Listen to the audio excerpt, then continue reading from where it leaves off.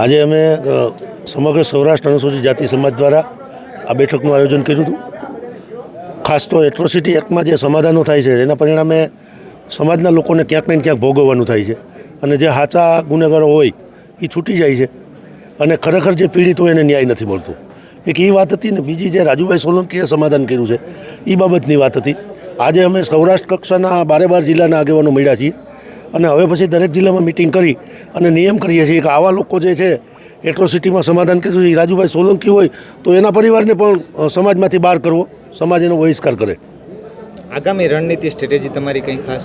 આગામી રણનીતિમાં અમે આવતા 2 મહિનામાં સૌરાષ્ટ્રના 12 જિલ્લામાં મિટિંગો કરી અને પછી સૌરાષ્ટ્ર વ્યાપી પાછું એક મોટું સંમેલન બોલાવી અને આ લોકોને સમાજમાંથી બરતરફ કરશું. આમ તો રાજુભાઈ એવું પણ કહે છે કે અમારો સમાજ અમારી સાથે પણ છે. એ સમાજ સાથે હોય તો રાજુભાઈ સમાજનું સંમેલન બોલાવીને નક્કી કરે ને.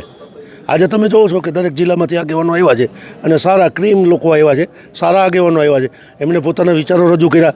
એ બધા લોકોને સમાજની ચિંતા છે, સમાજ હિતની જ વાતો કરે છે. રાજુભાઈ પાસે સમાજ હોય તો રાજુભાઈ સમાજને ભેગો કરે.